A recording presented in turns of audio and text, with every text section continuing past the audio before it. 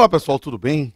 Eu sou Rodolfo Pamplona Filho e eu tenho a honra de co-coordenar esse curso de pós-graduação online em Direito e Processo do Trabalho da Estácio em parceria tecnológica com o SES, com minha amada amiga Ariana Linhares e com o comandante, o Big Boss, Renato Saraiva.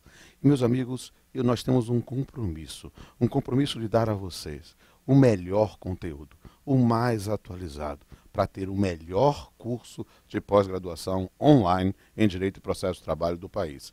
E esse compromisso faz com que nós gravemos as aulas, né, com alguma antecedência, não muito, até para não ficar desatualizada, né, e fazemos sempre essa ideia de renovar as gravações a cada módulo, a cada dado, para que vocês tenham sempre um conteúdo atualizado, fresquinho para vocês.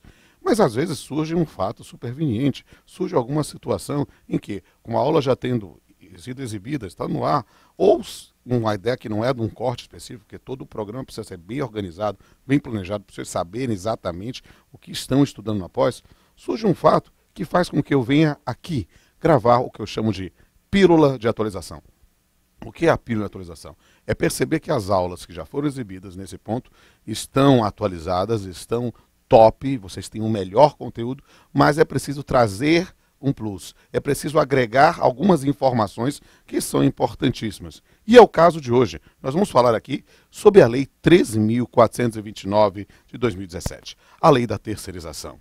Sem sombra de dúvida, eu pirei. Eu digo assim, olha meu amigo, eu preciso gravar essa aula porque eu tenho um compromisso com os meus alunos para que eles recebam essa informação e possam debater. E também, os senhores já me conhecem, eu quero que os senhores trabalhem nesse ponto. Quem sabe a sua monografia de final de curso, o seu texto para defesa. Nós tivemos recentemente várias defesas, trabalhos muito legais. Vocês fiquem ligados, façam o trabalho de forma séria, observem as questões formais, lembre-se que tem um juízo de admissibilidade, tá lembrado? Você tem paginação mínima, tem todos esses dados, cumpram isso, porque todos aqueles que passaram no juízo de admissibilidade e fizeram o texto mesmo, se esforçando, olha, tem trabalhos muito bons mesmo, e eu vi no testemunho dos meus tutores, dos professores que acompanharam.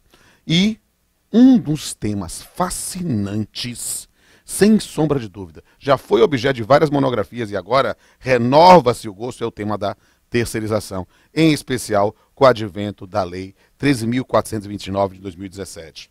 Por quê? Porque aqui nós temos que compreender esse tema na perspectiva de uma revisão, uma atualização ou uma rediscussão do próprio direito do trabalho. Essa lei pode, e os senhores vão ouvir da minha boca, pode, e não diz que vai, pode alterar todo o perfil das relações de trabalho no Brasil. Depende da forma com que isso vai ser interpretado. Porque é isso, nós estamos num curso de pós-graduação. A gente precisa ter a consciência de que não é essa coisa da mensagem do legislador. Uma coisa é a mensagem do legislador, e que, sem sombra de dúvida, foi para abrir a porteira. Mas temos a questão da mensagem da lei, que é a noção da interpretação sobre isso. Interpretações possíveis. Vamos falar sobre isso. Mas, meus amigos, antes mesmo, né, de vocês terminarem essa aula toda, dá um pausa aí, puxa aí no seu monitor, entra aí no canal CSTV, né, do YouTube, ou no canal Pamplona no CSTV, e veja o Papeando com o Pamplona, um episódio que eu fiz com o ministro Luiz Felipe Vieira de Mello Filho. Por quê? Porque tem tudo a ver com o tema dessa pílula de atualização. Eu fiz um programa provocativo, gravei dentro do TST, o tema, o fim da justiça do trabalho. Aí o fim, né? Porque o fim não é só o final, o fim pode ser a finalidade. E nesse ponto, as discussões sobre os rumos do direito e da justiça do trabalho já foram antevistos nesse programa que entrou no ar em setembro do ano passado. Mas você pode ver como isso está atualizado e é, sem sombra de dúvida, uma forma muito interessante de trabalhar temas com profundidade e leveza. Veja isso, né? Dê a pausa aqui, veja lá o programa e volte agora para ouvir eu falando especificamente sobre a disciplina normativa da terceirização. Você pausou? Pausou, agora voltou, voltamos e estamos aqui diretamente. Vamos brincando aqui com vocês. Por quê? Porque nós precisamos, para falar sobre isso, fazer primeiro uma contextualização. Por quê? Porque a ideia de ter uma lei brasileira de terceirização não é uma ideia nova. E isso faz sentido tendo em vista a terceirização como um fenômeno mundial, né? No Brasil, ela foi inicialmente rechaçada pela redação da súmula 256 e depois admitida num momento neoliberal da Justiça do Trabalho dos anos 90, né, através da súmula 331, que abriu um pouco a porteira, né, para admitir a terceirização, que no passado era francamente rechaçada na ideia do palavrão em francês, o marchandage, né, mas para admitir, só que a lógica da súmula 256 permaneceu na súmula 331, naquela época chamava enunciado, eu já era juiz nessa época, é o inciso primeiro. Só que abriu-se a porteira, né, o inciso segundo trata da questão da impossibilidade de formar o vínculo direto com a administração pública. Abriu-se a porteira no inciso terceiro, não somente para aquelas hipóteses previstas em lei, o trabalho temporário, a vigilância armada, né, mas também para aquilo que se convencionou de chamar de atividade meio, que não é um conceito jurídico, é um conceito da administração que o direito se apropriou. E passou a abrir a porteira um pouco nesse ponto, mas fazendo a restrição sobre a noção da atividade fim. Só que a lei veio, a súmula veio, né, e abriu a porteira aqui, mas, digamos assim, teve uma cláusula de segurança, que era o quê? O inciso 4, trazendo a responsabilidade subsidiária do tomador de serviços, né, sem uma previsão legal específica. E eu faço esse registro inicial, que é muito importante. Por quê?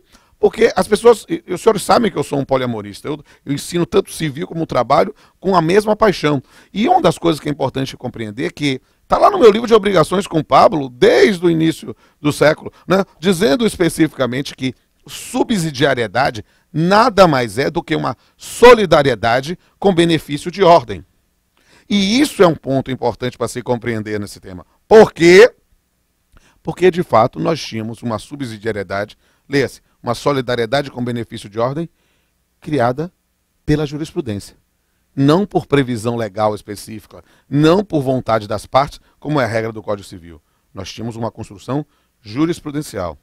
E aí, essa matéria passa sempre por modificações, nós vimos isso na DPF 16, a discussão sobre a modificação, primeiro anteriormente com a Lei 8666, depois a modificação da jurisprudência para admitir a responsabilidade do tomador de serviço quando fosse administração pública, depois um retrocesso na DPF 16 para enquadrar na concepção da responsabilidade civil da administração pública pelo STF.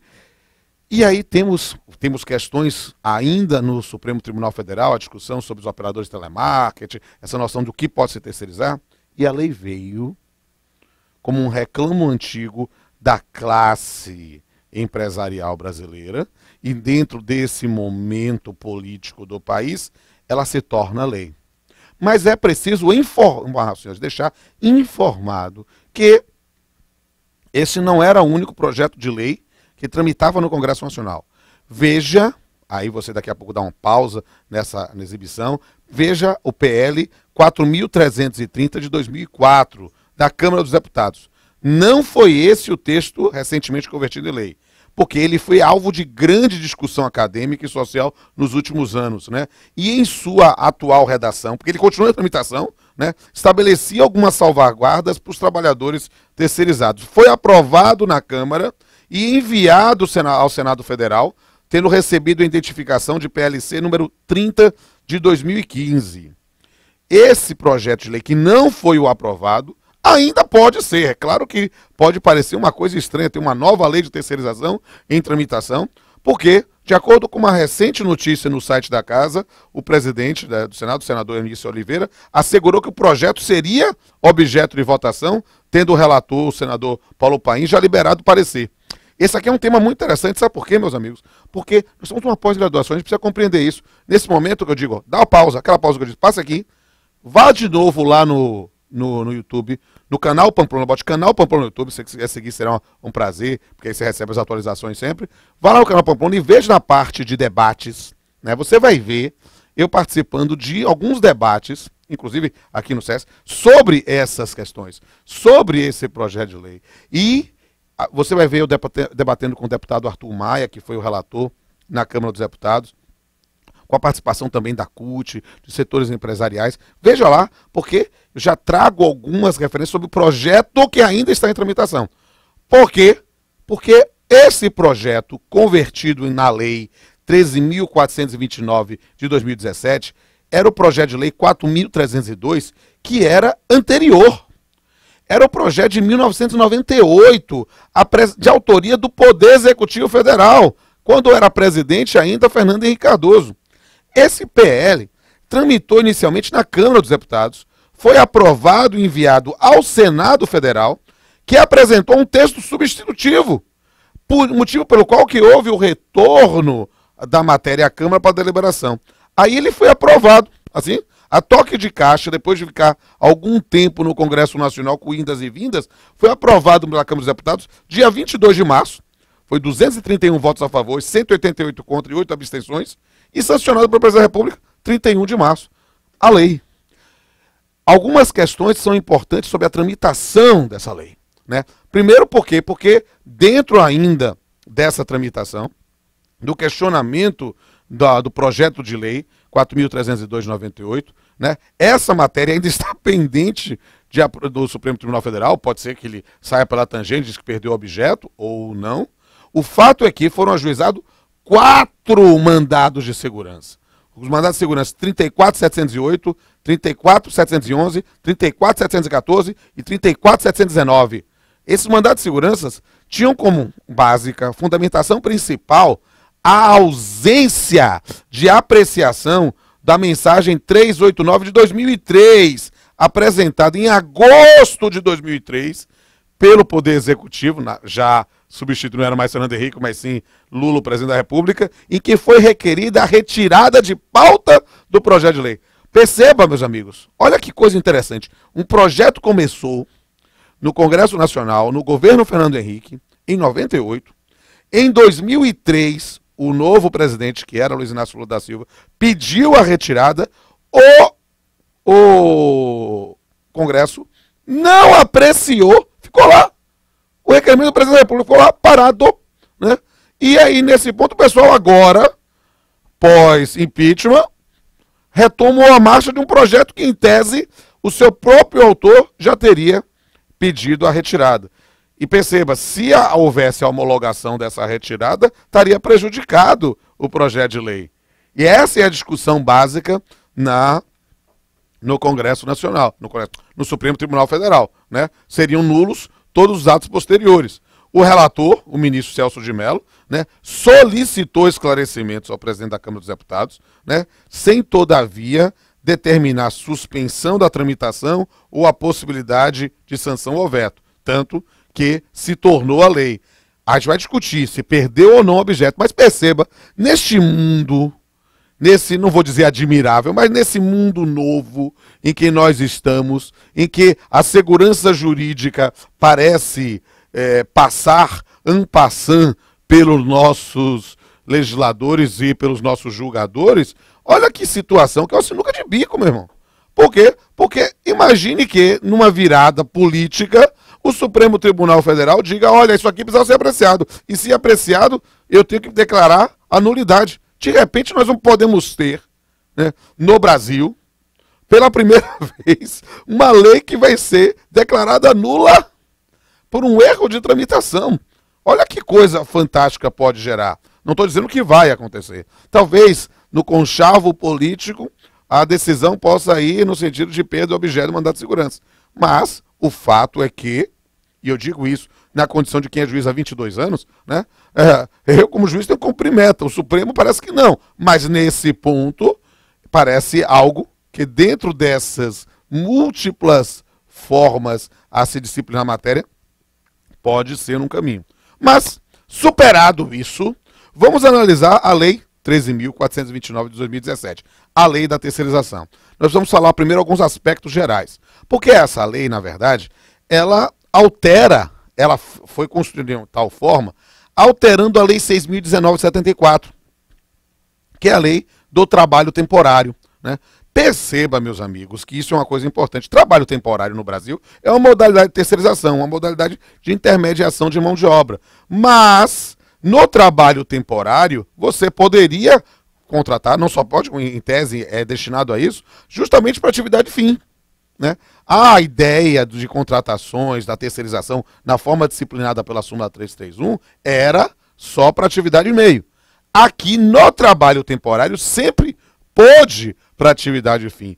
E aí colocaram, fazendo uma modificação da lei, misturando um pouco alhos com bugalhos, organizando a lei nova em 3 artigos. O primeiro artigo trata do trabalho temporário como uma modalidade específica de terceirização. O segundo trata da terceirização como um todo.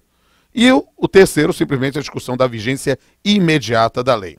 Vamos, tal qual Jack Estripador, por partes. Vamos compreender, portanto, qual é a disciplina do trabalho temporário. Pensando no artigo 1º da nova lei, da Lei 13.429 de 2017. Né? Qual é o esclarecimento inicial? É preciso, e isso porque nada nos é pertencente senão nosso pensamento. Isso você precisa ter em mente, meus amigos. Né? E que a divergência, nós temos uma divergência evidente entre duas visões doutrinárias quanto ao enquadramento do trabalho temporário na figura da terceirização. Para alguns, o trabalho temporário seria uma espécie de terceirização, para outros, não seria adequado compreender o trabalho temporário como uma espécie de terceirização, já que nele é possível o recebimento de ordens diretas pelo tomador de serviço, o que não é possível desta. Aí, meus amigos, é uma questão ideológica, definir o que é terceirização. Se você definir terceirização como uma triangulação da relação da prestação de trabalho, parece-me óbvio que a opção adequada é a A. Ou seja, nesse ponto, trabalho temporário é uma modalidade de terceirização. Se você, porém, coloca os dois como espécies distintas de uma ideia de uma triangulação de mão de obra, você teria aí sim uma diferença básica. E note, se quiser pausar aí, vai. Porque aí você dá uma consultada hoje. Está explodindo no país artigos sobre isso. Já vi da minha amiga Valia Bofim, já vi do meu amigo Gustavo Felipe Barbosa Garcia. Muita gente está escrevendo sobre isso. E alguns dizendo, olha, a questão não é bem assim, não abriu total, não. Depende. Depende de como você encara a questão. Essa premissa de se trabalho temporário é terceirização é algo que deve ser respondido, inclusive no seu TCC você foi sobre isso. E você não precisa seguir o meu posicionamento. No meu, trabalho temporário é terceirização, sim. A discussão é apenas na peculiaridade dessa forma de contratação. Por quê? Porque o que é trabalho temporário? Aqui nós temos que trabalhar com o texto da lei. Porque ela modificou a definição legal anterior da Lei 6.019 de 74. Né? A nova definição de trabalho temporário é aquele... Pode botar na tela se quiser. Aquele prestado por pessoa física contratada por uma empresa de trabalho temporário que a coloca à disposição de uma empresa tomadora de serviços para atender a necessidade de substituição transitória de pessoal permanente ou a demanda complementar de serviço. Comigo, aqui nós temos uma evidente substituição da antiga expressão acréscimo extraordinário de serviço, que é a expressão que a gente sempre usou, eu ensino desde 95 isso, por demanda complementar de serviço. Abre uma porteira, porque não é só acréscimo, mas sim uma necessidade, né, complementar. Então, é algo que pode-se pouco a pouco pensar. O artigo 2º, parágrafo 2º, tenta definir o que é essa demanda complementar. Vamos para a tela? Considera-se complementar a demanda de serviços que seja oriunda de fatores imprevisíveis ou, quando decorrente de fatores previsíveis, tenha natureza intermitente, periódica ou sazonal. Comigo. Aqui, comigo, podemos pensar que temos aqui uma proibição expressa na lei de contratação de trabalho temporário para substituição de trabalhadores em greve, salvo nos casos previstos em lei, o que é uma medida que se aplaude, deve-se falar, para não parecer uma conduta antissindical, uma conduta antigreve. O artigo 4º e 5º da Lei 6.019 traz a definição da empresa de trabalho temporário, né, aquela que vai prestar o serviço, e a empresa tomadora de serviço. A empresa de trabalho temporário é pessoa jurídica devidamente registrada no Ministério do Trabalho, responsável pela colocação de trabalhadores à disposição de outras empresas temporariamente. Aqui é preciso fazer uma advertência. Embora a ementa da lei 13.429 indique que ela dispõe acerca do trabalho temporário nas empresas urbanas, a nova redação do artigo 4º da Lei 6.019 não mais restringe o trabalho temporário ao âmbito urbano, o que conduz a uma conclusão que é possível agora a ocorrência no trabalho rural. Esse é um tema interessantíssimo se você for fazer sua monografia também no trabalho rural. Já a empresa tomadora de serviços é uma pessoa jurídica ou entidade ela equiparada, lembre-se do empregador por equiparação, né, que celebra contrato de prestação de trabalho temporário com a empresa definida no artigo 4º. Aqui é interessante fazer um cotejo, anote aí, entre o artigo 5º e o artigo 5º-A, caput, porque sugere-se à primeira vista que o legislador pretendeu reservar a expressão empresa tomadora de serviços para os casos de trabalho temporário, valendo-se da expressão empresa contratante para as hipóteses de terceirização que a gente vai falar daqui a pouco. No entanto, é possível observar que, se houve esse propósito, ele não foi cumprido fielmente, porque você vai ver a expressão empresa contratante no artigo 9º, que trata trabalho temporário. Ou seja, no rigor de uma ponta da faca, você usaria tomadora de serviços para trabalho temporário, empresa contratante para terceirização. Mas a própria legislação nova mistura alhos com bugalhos e essa delimitação técnica pode ser algo importante no seu tema. Vale a pena registrar, esse talvez seja um aspecto mais formais, mas pensando nessa interface do direito do trabalho e do direito civil, quais são os requisitos para o funcionamento e registro de uma empresa de trabalho temporário no Ministério do Trabalho? Letra A, a prova, vou botar isso na tela, vamos lá. A prova de inscrição no Cadastro Nacional de Pessoa Jurídica, o CNPJ. B, prova do competente registro na junta comercial da localidade em que tem a sede. C, prova de possuir capital social de no mínimo R$100.000. Aqui é preciso comigo compreender que houve uma ampliação dos dados que devem constar no contrato celebrado entre a empresa de trabalho temporário e a tomadora de serviço. Como é que era a redação original? Vamos para a tela. O contrato entre a empresa de trabalho temporário e a empresa tomadora de serviço ou cliente deverá ser obrigatoriamente escrito e dela deverá constar expressamente o motivo justificador da demanda de trabalho temporário, assim como as modalidades de remuneração da prestação de serviço. A atual redação, porém, faz uma especificação, traz uma mais minudente isso, que é um aperfeiçoamento técnico. Vamos lá? O contrato celebrado pela empresa de trabalho temporário e a tomadora de serviço será por escrito, igual ao anterior, ficará à disposição da autoridade fiscalizadora no estabelecimento da tomadora de serviço e conterá 1. Qualificação das partes. 2. Motivo justificador da demanda de trabalho temporário. 3. Prazo da prestação de serviço. 4. Valor da prestação de serviço. 5. Disposições sobre a segurança e a saúde do trabalhador, independentemente do local de realização do trabalho. Comigo. Aqui é preciso compreender que há nesse ponto uma preocupação de não, teoricamente, não abrir demais a porteira, dar um mínimo de salvaguarda, embora nós vamos enfrentar esse tema mais à frente.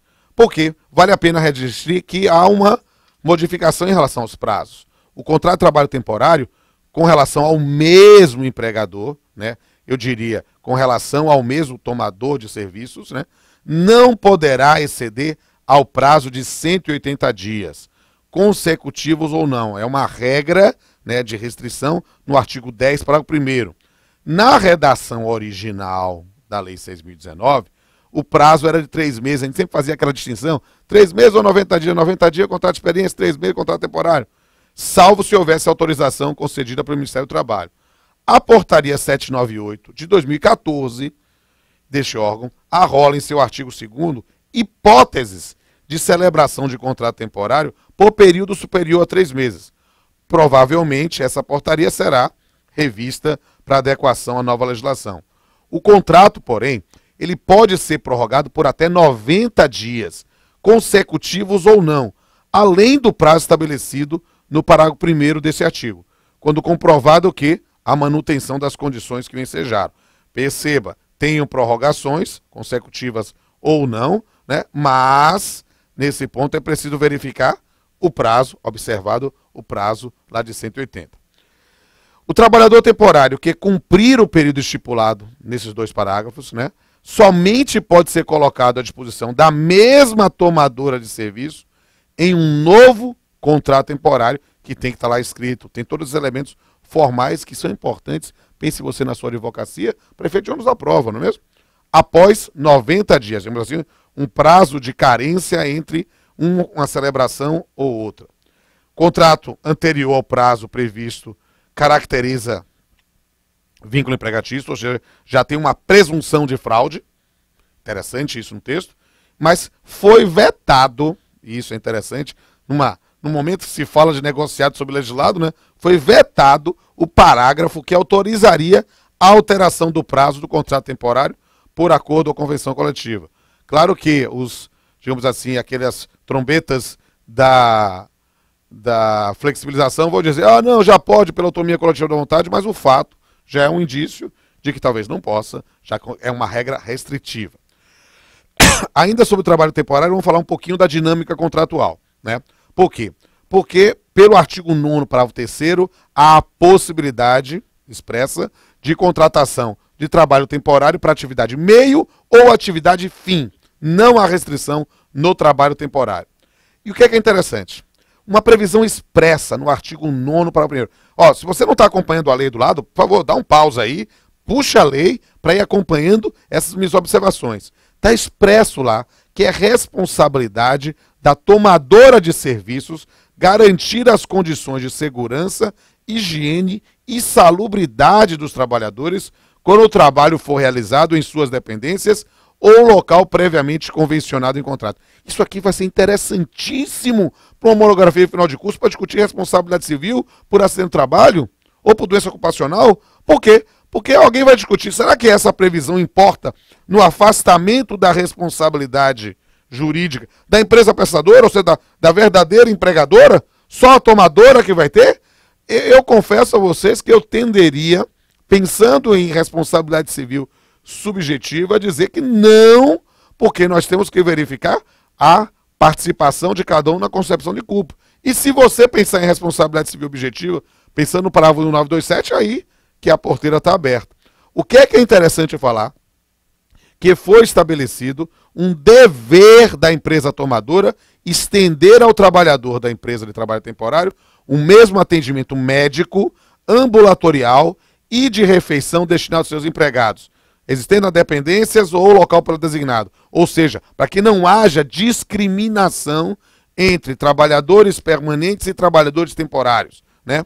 Agora, o que é interessante falar isso? Que aqui tem um dever na empresa de trabalho temporário. Na disciplina posterior, que falo daqui a pouco, da terceirização, de forma ampla, sem ser a do trabalho temporário, lá é apenas uma possibilidade. O que essa quebra de uma isonomia aqui pode ser objeto de uma reflexão para vocês, né? Agora, o que é interessante também falar? A previsão de ausência de vínculo empregatício entre a empresa tomadora e os trabalhadores contratados pela empresa de trabalho temporário, o que é uma obviedade ululante. Se não é fraude, é claro que não há vínculo direto. Agora, tendo fraude, né, é o caminho aberto para o inferno. É interessante mencionar a questão do contrato de experiência, aquele previsto pela CLT, porque o artigo 10, parágrafo 4º da Lei de Trabalho Temporário fala expressamente que não se aplica ao trabalhador temporário contratado pela tomadora de serviço o contrato de experiência previsto no parágrafo único do artigo previsto na CLT. E isso é porque, pense o óbvio, porque o trabalhador temporário, da empresa de trabalho temporário, é um trabalhador permanente. Agora, será que eu não posso contratar por experiência o indivíduo naquela primeira contratação? Essa é uma questão que é interessante verificar esse dirigismo contratual restritivo, porque o que não pode, a melhor redação seria que não se pode confundir o contrato temporário com o contrato de experiência. Não, eu contratei alguém, é empregado permanente que eu estou disponibilizando, né? E talvez por isso, pensar num contrato de experiência para testar entre si, poderia ser razoável. O fato é que está vedado. Na interpretação literal, está vedado. O que é importante mencionar?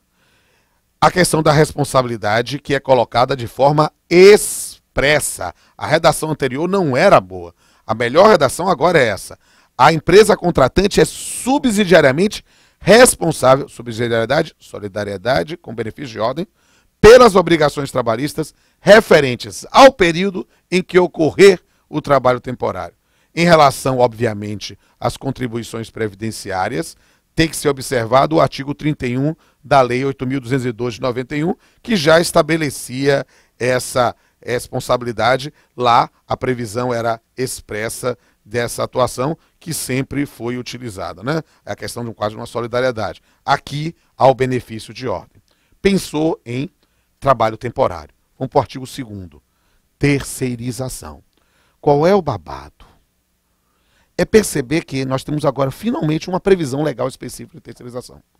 Uma disciplina própria. E a definição da empresa prestadora de serviços a terceiro, né, é a pessoa jurídica de direito privado destinada a prestar a contratante serviços determinados e específicos.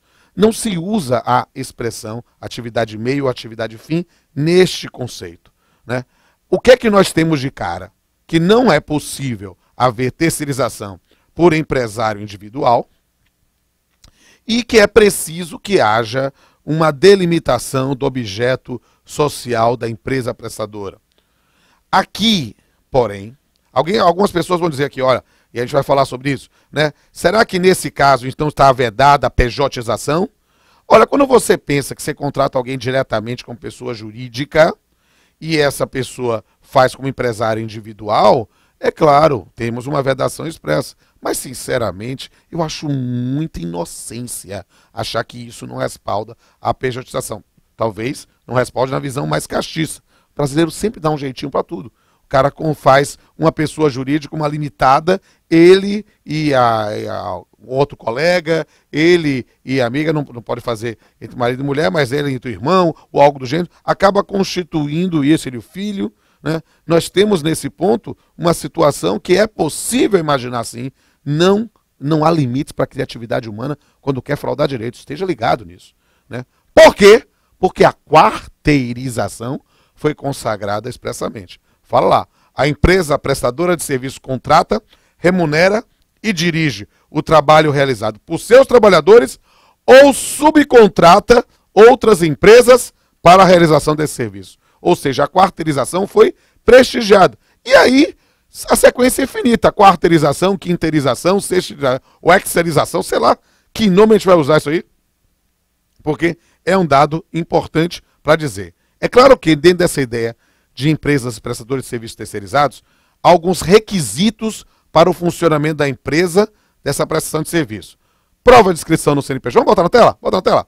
Prova de inscrição no CNPJ, registro na junta comercial, capital social compatível com o número de empregados, observando os seguintes parâmetros. Aí eu coloquei lá, a 10 empregados, 10 mil, né? De 10 a 20, 25 mil, de 20 a 50, 45 mil, de 50 a 100, 100 mil, mais de 100, 255 mil. Comigo agora.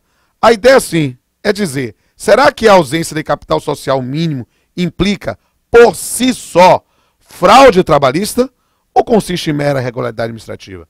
Essa é uma questão que a prática vai responder.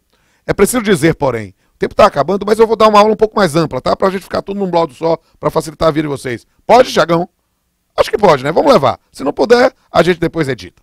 Nesse ponto é perceber que a previsão expressa da não aplicação às empresas de vigilância e transporte, porque prevalece a lei própria, a lei 7.102 de 83, que tem vários requisitos, né? Você tem que trabalhar lá. O cara trabalha com arma, velho. Você não pode dar arma para qualquer um, não. Precisa de ter controle do Ministério da Justiça, tem todos os elementos.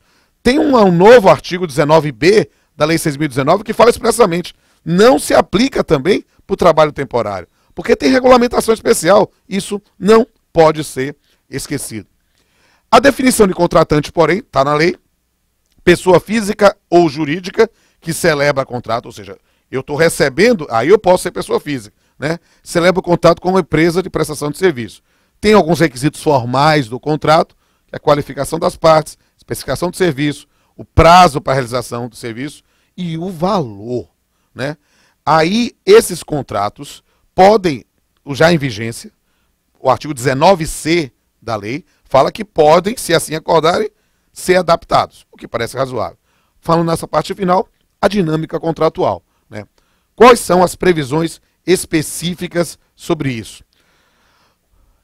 E quais são as reflexões? Primeiro, você não pode utilizar trabalhadores em atividades distintas daquelas que forem objeto do contrato. Isso aqui está no novo artigo 5A, o 5º A, parágrafo 1º, que pode ser um elemento interessante de ônus da prova para o processo, para discussões. Você pode expressamente executar as tarefas nas instalações físicas da empresa ou em outro lugar, de comum acordo com as partes. Não é o local, mas sim a finalidade, né? Só que, tal qual na previsão do trabalho temporário, trouxe uma responsabilidade do contratante para garantir as condições de segurança, higiene e salubridade. Ou seja, exclui do empregador? Eu continuo achando que não. Mas esse é um tema que, com certeza, nós vamos ter que enfrentar nos próximos temas, e os senhores, inclusive, na sua monografia de final de curso. E quais são as perguntas que não quer calar? Dentro dessa revisão, eu posso terceirizar todas as atividades da empresa? Eu posso ter uma faculdade, uma escola sem empregados? As pessoas já dizem, olha, isso já acontece em hospital, tem hospital que não tem médico. Desse fenômeno da pejotização, mas a gente vê uma quantidade enorme de ações trabalhistas dizendo que isso é fraude ou não. É fraude, tornou-se fraude, deixou de ser? São questões que precisam, que não podem calar sobre essa reflexão. E é preciso ver, neste campo, que temos que analisar justamente a terceirização do serviço específico e delimitado. Por quê? Se está na atividade fim da empresa, pode? Meus amigos, essa é uma questão que não tem resposta concreta neste momento. Nós não estamos contando mais história. Nós somos testemunha da história. Nós estamos vivendo neste furacão para dizer, eu lhe digo que qualquer uma das leituras é possível. Vai depender do que o TST e o Supremo Tribunal Federal disserem ao final. Mas a cada juiz, eu lhe digo que a redação do jeito que está hoje, atendidos os requisitos formais, é possível sim pensar em atividade fim. E o exemplo da escola é bem dado. Você faz uma cooperativa de trabalho, ou faz uma outra modalidade de pessoa jurídica que não esteja dentro das vedações, para dar aula. E presta seu serviço a uma determinada faculdade, né? Esses professores juntos poderão, dentro dessa lógica, é um serviço específico delimitado, e confunde com a finalidade social da empresa tomadora, confunde. Tem vedação? Não tem.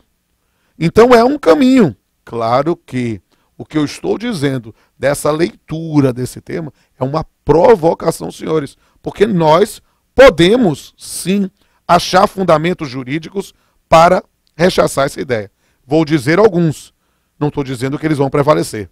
O futuro a Deus pertence e eu não tenho o dom da profecia. Mas é importante verificar, por exemplo, na declaração referente aos fins e objetivos da OIT, o artigo 1º, na recomendação 198, né, que proscreve as denominadas relações de trabalho disfarçadas, a intermediação de mão de obra. Há restrição no direito internacional do trabalho sobre isso. É preciso perceber que isso rompe com a lógica do enquadramento sindical, que era uma característica básica do direito brasileiro, precariza a relação de trabalho e viola a isonomia em relação a trabalhadores contratados diretamente, né? Cria, teoricamente, essa figura da empresa sem empregados, que violaria os perfis da empresa de Asquini, né? Esse perfil corporativo institucional da empresa. É algo a se pensar? É isso que se quer? É este o modelo? Eu diria para você, com pureza d'alma, que quem acompanhou, para o legislador se a mensagem do legislador será compreendida como a mensagem da lei, isso vai depender do Poder Judiciário e de cada um de nós nas nossas monografias, né? É possível pensar na exclusão do exercício da atividade fim, né? Vale dizer que há, nesse ponto, um parecer da Procuradoria-Geral da República no recurso extraordinário, confira, recurso extraordinário com agravo 713/2011, né? É a relatoria do ministro Luiz Fux, que se discute a constitucionalidade da terceirização em atividade fim, né? E aqui comigo na tela agora, é preciso ver que essa ausência de vínculo empregatício entre os trabalhadores e os sócios das empresas, qualquer que seja o ramo, é algo que vai se submeter à ocorrência ou não de fraude, né? O que é interessante falar aqui? Que a possibilidade da contratante estender ao trabalhador da empresa a prestação de serviços, prestação de serviços, o meu tratamento médico, que eu já falei, tratamento médico, ambulatorial, refeição, é aqui uma situação de um tratamento diferenciado.